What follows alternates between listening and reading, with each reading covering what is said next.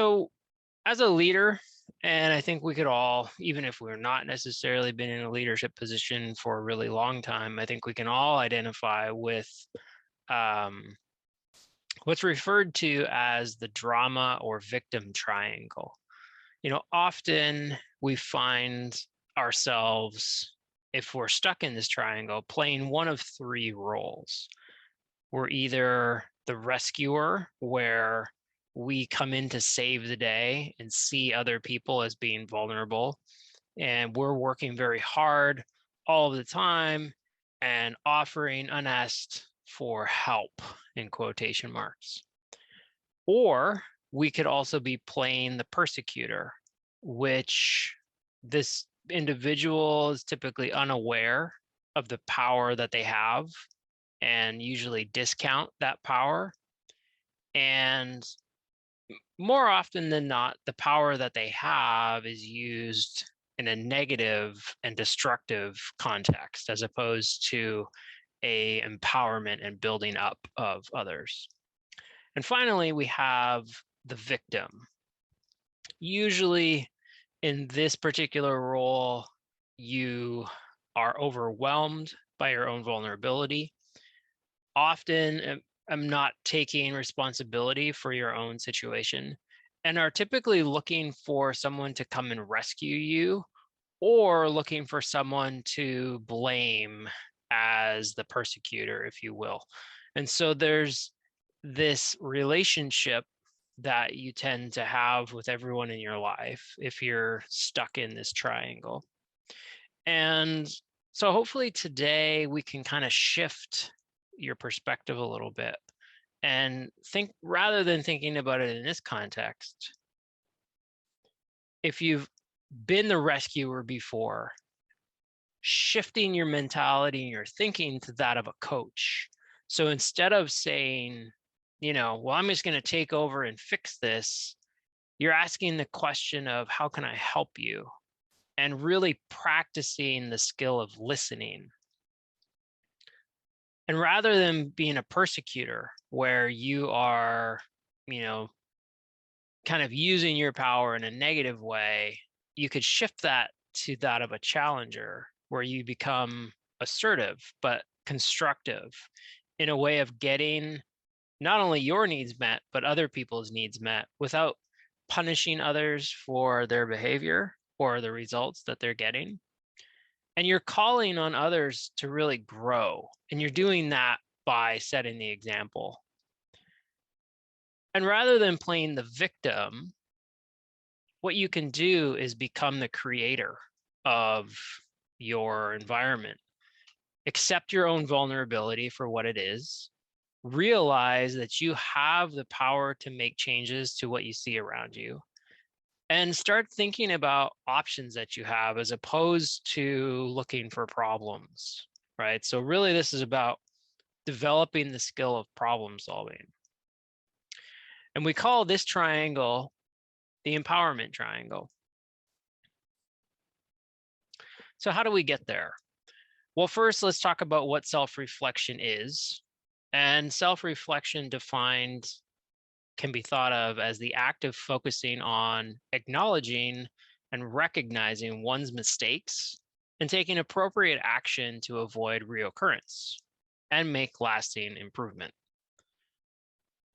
Typically, we'll approach different situations in our lives by thinking, man, I did a wonderful job and I should be praised and rewarded.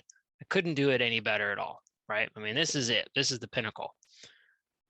However, a self-reflective approach to this would be thinking more along the lines of, I probably could have done this a little bit better, as, I recognize it. I made a few mistakes along the way. So rather than covering those up, let's think about, how could I do this differently next time? How could I take forward what I've learned and allow myself to get better?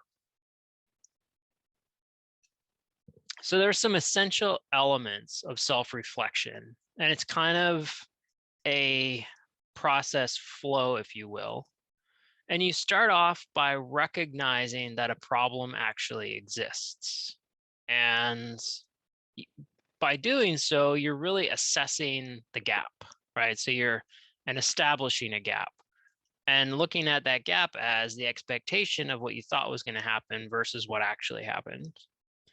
The second element is personal responsibility, where you are really doing some deep introspection of your inner self and assessing the strengths and weaknesses that you bring to the table as an individual. The next step is the emotional attachment to failure. And through deep thinking of our behaviors and actions, we can really connect to the gap that we've established. And finally, a commitment to improve by making a plan of action for improvement and keeping track of what happens. So let's dig into these elements in a little bit more detail. So the first element, problem recognition, we really need to realize that there is a problem in our personal performance in order for us to actually make a difference. And we do this by reflecting on, the personal failures that we have rather than a systemic or process issue. You often hear in an improvement world that we should focus on the process and not the people. But when it comes to self-reflection, this should be about you as the individual and not necessarily the system or process that's around you. This shouldn't just be a periodic thing that you do. This should just be something that's part of your day-to-day and part of the development that you have for yourself. And, once we kind of get used to recognizing that there is a problem and that there is a gap, then we're going to be able to start working toward it. So it's kind of like the iceberg, right? Everybody can see what's above the water, but only we know what's below the water. And so it's important for us to really focus on that and make that identification. And, through that personal responsibility of us taking toward like recognizing that failure, it's not the same as like somebody reprimanding us or punishing us, because nobody really knows that this exists. Just like I talked about with the iceberg, it's underneath the water. Nobody knows it's there. So this is about you owning your own self and your authenticity of who you really are. And in order to do that, we really need to own the actions that we take and not justifying or blaming or rationalizing, what's going on. We need to not be in denial. We need to have the courage to own our failures, no matter what they happen to be, unconditionally. Because if we're able to do that, then we're able to really better reflect on where we're at and where we need to be. And when we do that, that's where we start seeing some of the things that we can improve and work on as our, on our own. So the element number 3 of emotional attachment to failure. This might sound a little strange, but we have to recognize some sort of sense of wrong associated with, the reflection that we're kind of doing. And so this gap that we've identified, there needs to be something wrong with that, right? We need to be emotionally attached to it, because if we just end up justifying our failure, as I just talked about, by blaming somebody else, that means you're going to stay in that victim or drama triangle as the victim, right? Where you're just constantly blaming or shaming someone else, or justifying your behavior. And really, arrogance about the different failures that you have is not going to inspire the deep thinking required to actually make that change. And, once we get to this point of really being able to take some inventory of our weaknesses and make the connection of them to the behaviors that we have and the actions that we're taking, that's where we can start making some changes to our belief system. And the fourth element, how can you, really make a commitment to improve? Well, we need to start challenging our existing belief systems because our success really depends upon our conviction and our self-esteem. And when we start breaking down some of these bigger activities into smaller, like bite-sized chunks, we're going to have a much easier time making that improvement, right? Our leader standard work routine that we've built for ourselves really would be the best way to monitor our progress and be able to course correct through this idea of, PDCA on an individual level.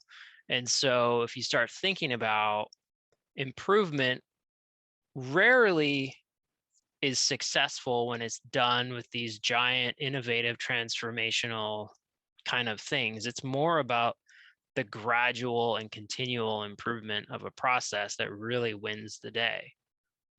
And, if we have this kind of mindset and that commitment to improve, we're going to be on a daily basis correcting things that we see in the moment so that we can move forward and not get stuck from where we are.